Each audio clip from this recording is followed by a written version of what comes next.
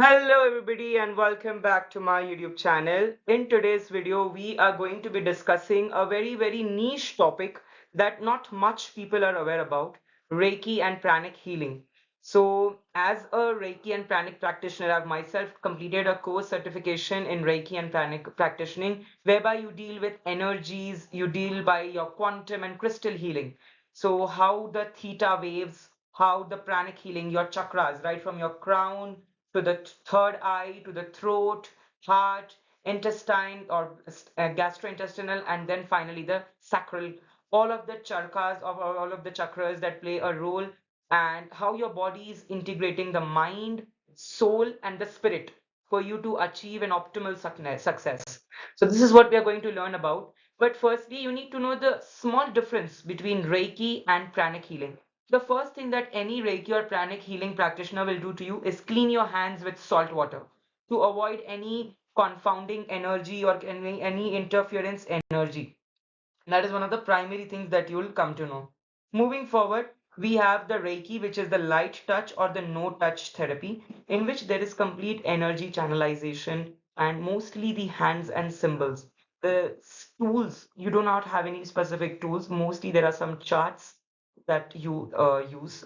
All right. Reiki is basically Rei means universal and Kai means life energy. And energy healing techniques using light touch or no touch. It aims to balance body's energies and chakras to support the self healing. And these are the seven chakras: crown, third eye, throat, heart, solar plexus, sacral, and root. The seven chakras of your body that promote the self healing. So it works on the five principles. Reiki is on the five principles. I will not get into anger. I will stay away from the anger and all of those. And there are many much more which you need to know about.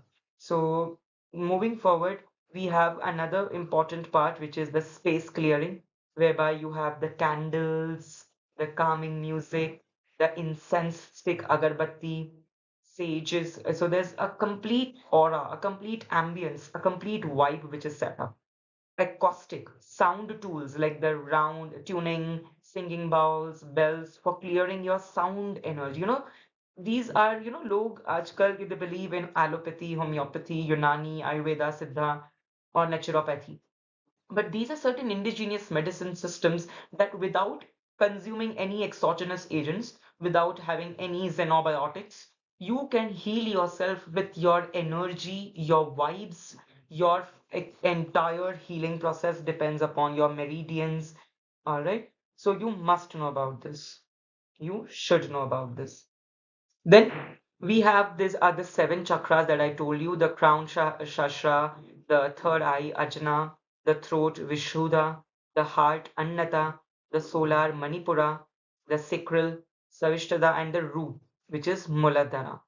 So the crown, root, third eye, throat, heart, and solar. And the color of the crystals.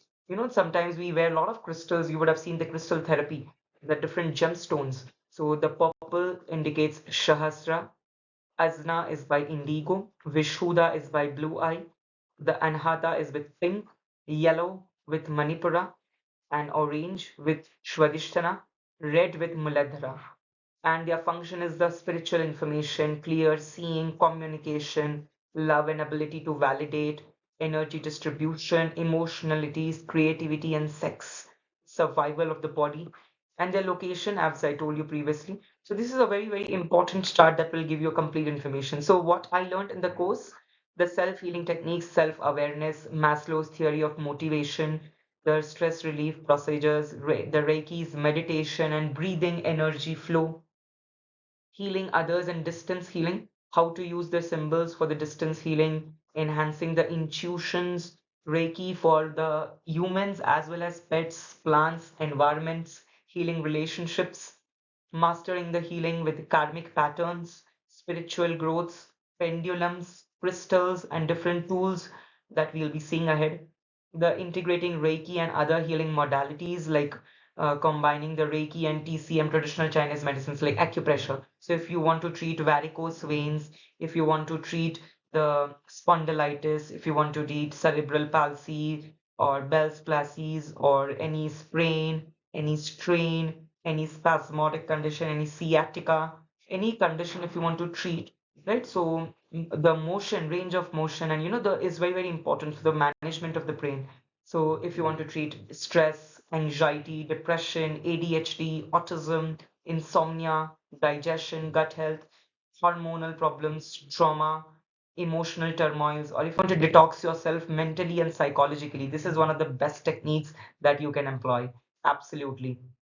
So the Reiki's philosophy and core beliefs, body, mind, energy connection, and channelizing your thoughts. I will let go of the anger. I will let go of the worry. I will do my work with diligence and honesty. I will be grateful for my blessings and I'll be kind to every human being. These are the five principles of Reiki, and it promotes the relaxation response and the stress reduction. So if I talk about the types and lineages of Reiki, so Karuna, Kundalini, Tibetan, and Angel, these are the four types of Reiki.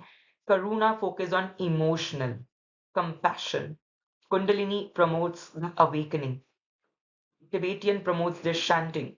And Angel promotes the angelic guidance. And these are the Reiki symbols.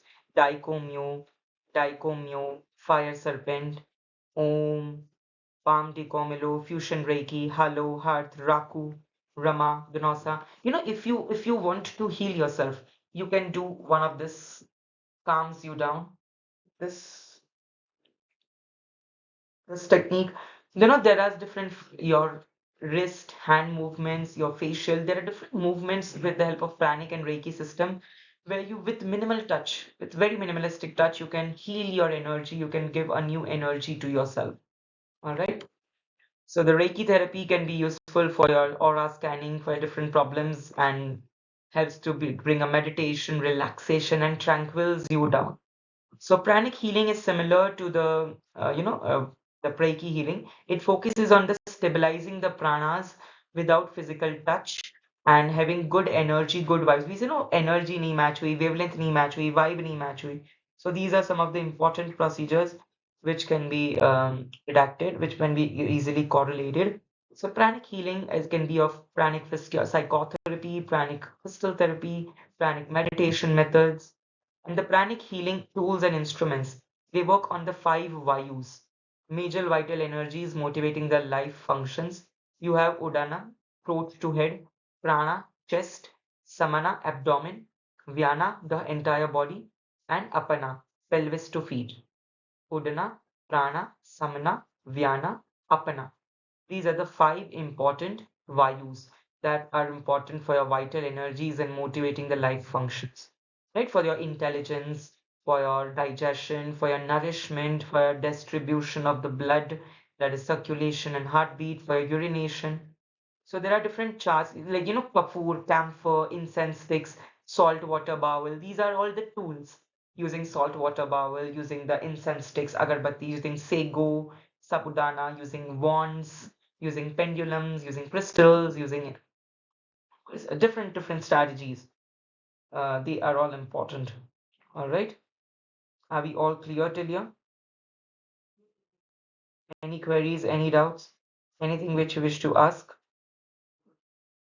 Then this is a pranic healing. So Reiki and pranic healing, I told you Reiki is light touch. Pranic is complete, no touch. Just the smell, fragrance, sound, positive energies. It cleanses and recharges you, prana, while Reiki channelizes your energy. Pranic is a protocol driven. Reiki is quite intuitive. Reiki uses symbols and crystals. Pranic uses salt, water, and the charts. Self healing procedures are very, very important, as I previously